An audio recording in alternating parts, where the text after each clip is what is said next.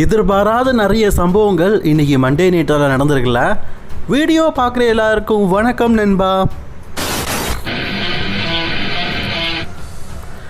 எல்லாருமே இன்றைக்கி மண்டே நைட்டாக பார்த்துருப்பீங்க. அதுலேயே நம்ம சிஎம் பாங்கனு ரிட்டன் ஆகிருப்பார். ரிட்டன் ஆகிறத பற்றி தான் நான் சொல்லிட்டேன்.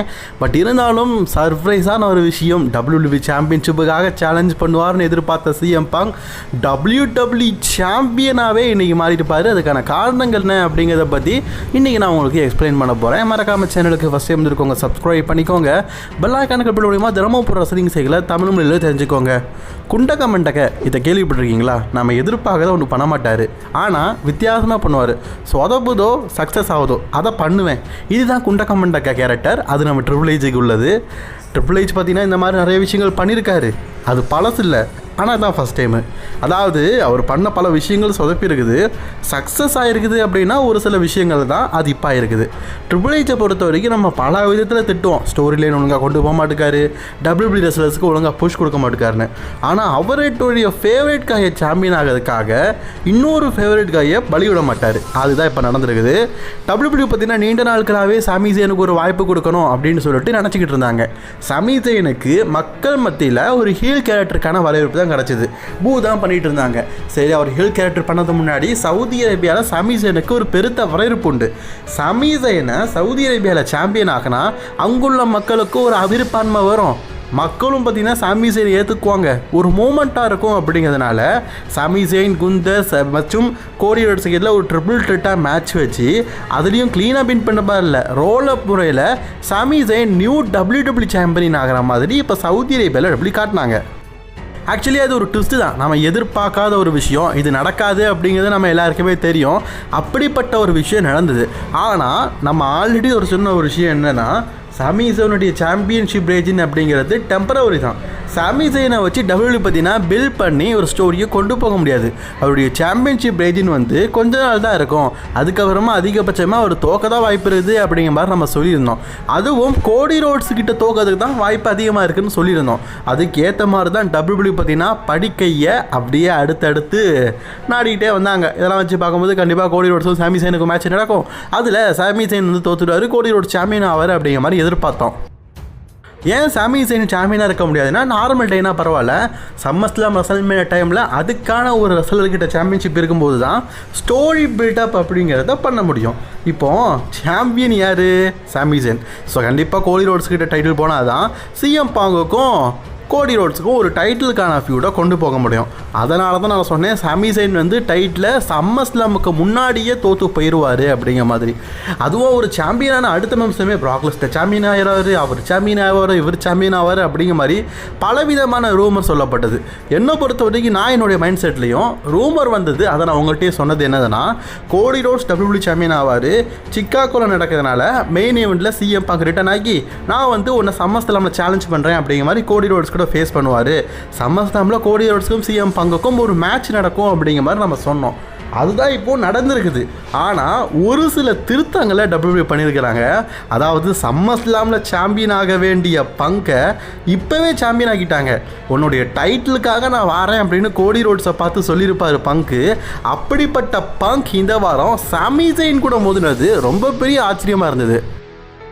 பேக் ஸ்டேஜில் சாமி ஜெயினும் கோடி ரோட்ஸும் பேசும்போது பயங்கரமாக ரூத் ரெட்டாக பார்த்தீங்கன்னா கோடி ரோட்ஸை குந்தர் அட்டாக் பண்ணியிருப்பார். ஆக்சுவலி அது ஒரு கேள்விக்குறி தான். ஏன்னா குந்தருக்கும் கோடிக்கும் ஃபீட் முடிஞ்சிடுச்சே. இப்போ அவர் அட்டாக் பண்ணியிருக்காருன்னா சாமி ஜெயின் கூட மோதி அவர் சாம்பியன் ஆகக்கூடாது அப்படிங்கிற காரணத்துக்காக இப்போ டேரெக்டாக கோடி ரோட்ஸுக்கும் குந்தருக்கும் அகெயின் ஒரு ஸ்டோரியை WWE பார்த்தீங்கன்னா கிண்டி விட்டுட்டாங்க. இந்த கிண்டல் எங்கே போய் முடிய போகுது அப்படின்னு தெரில. ஸோ WWE பார்த்தீங்கன்னா இந்த ஸ்டோரியை தீ மூட்டி விட்டுட்டாங்க.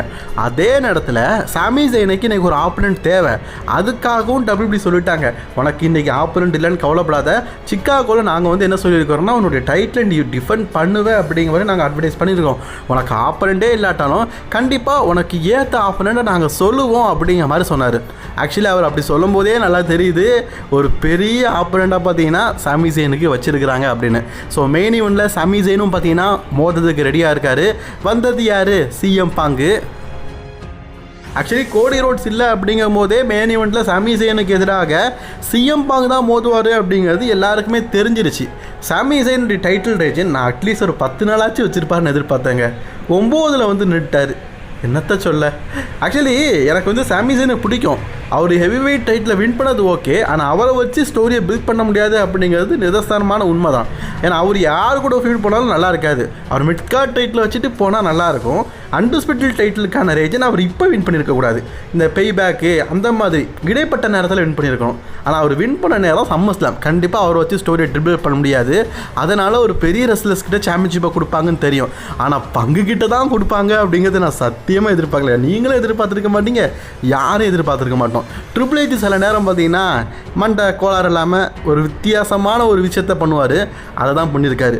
என்ன ஒரு விஷயம்னா, கோடி ரோட்ஸ் கிட்ட இருக்கிற சாம்பியன்ஷிப் சாமி ஜெயின்ட்ட போனோம். சாமி ஜெயின்ட்ட இருந்து அதுக்கப்புறமா பங்கிட்ட போனோம். அதுக்கப்புறமா இவங்களுக்குள்ள ஃபியூடை டெவலப் பண்ணணும்னு சொல்லிட்டு என்னென்ன பண்ணியிருக்காரு.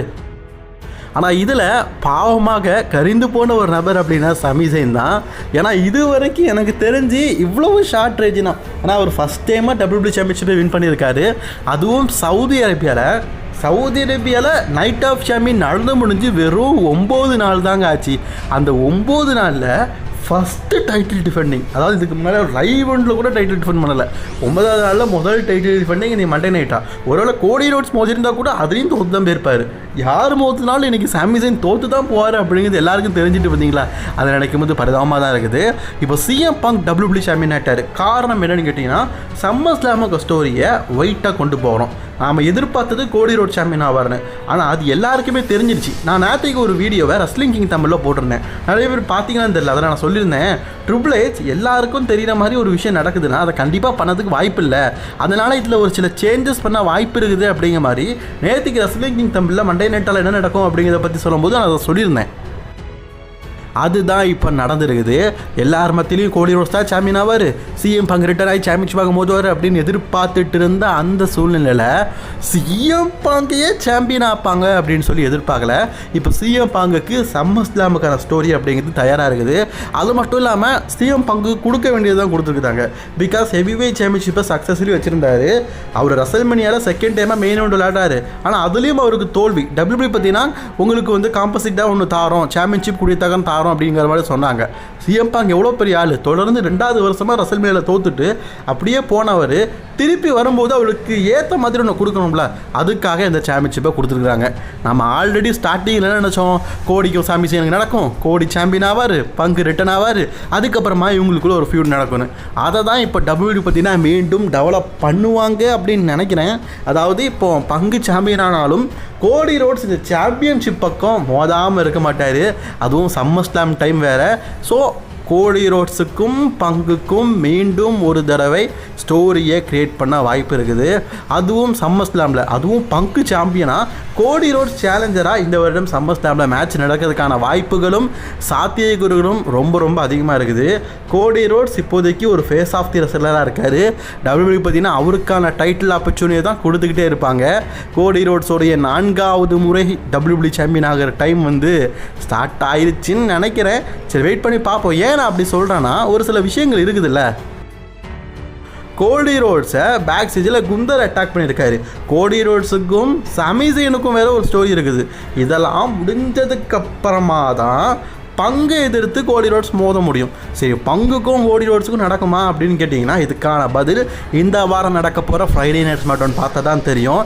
இவ்வளோ நாள் ஸ்மாக்டவுன் எப்படி பார்த்தோம், போர் அடித்த ஷோவா, பொக்க ஷோவாக பார்த்தோம். பிகாஸ் அதுக்கு காரணம் நம்ம பார்த்த ஷோவையே திருப்பி பார்த்தோம். அப்படிங்கிறனால இப்போ பங்குக்கிட்ட நியூ சாம்பியன்ஷிப் பேரிச்சு, பங்கை வச்சு நிறைய ஸ்டோரியை WWE பற்றினா ஸ்மாக்டவுனில் டெவலப் பண்ணலாம்.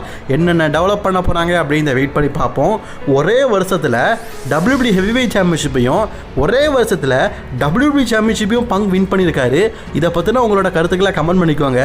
நம்ம எல்லாருமே கோடி ரோட்ஸை ஓவர் புஷ்னு கடைசியில் பார்த்தா பங்கு பாருங்களேன், ஒரே வருஷத்தில் 2 டைட்டில் வின் பண்ணிட்டாரு. WWEக்கு அவர் ரிட்டர்ன் ஆனதுக்கப்புறமா 2 முறை ஹெவி சாம்பியன்ஷிப்பையும் 1 தடவை WWE சாம்பியன்ஷிப் வின் பண்ணிட்டாரு. கிட்டத்தட்ட 3 தடவை எனக்கு தெரிஞ்சு WWE சாம்பியன்ஷிப்பையும் 4 முறை ஹெவி சாம்பியன்ஷிப்பையும் இப்போ வந்து WWE championship totally 8 time WWE world சாம்பியனாக சிஎம் பங்க் இப்போ வின் பண்ணியிருக்காரு. சாதாரண விஷயத்தை அசால்ட்டாக பண்ணிட்டார்ல. இதை பற்றின உங்களோட கருத்துக்களை கமெண்ட் பண்ணிக்கோங்க. அண்ட் ஸ்மாக்டவுனில் நம்ம வெயிட் பண்ணி பார்ப்போம் என்னென்ன ஸ்டோரியை பங்குக்காக அடுத்து WWE எப்படி கொண்டு போக போகிறாங்கன்னு. அண்ட் கோடி ரோட்ஸுக்கும் சிஎம் பங்குக்குமான ஸ்டோரியை ஸ்மாக்டவுனில் வெயிட் பண்ணி பார்ப்போம். அப்போ தான் நமக்கு தெரியும் பங்குக்கான சம்மர் ஸ்லாம் ஸ்டோரி எப்படி இருக்குதுன்னு. சரி, வெயிட் பண்ணி பார்ப்போம் கைஸ்.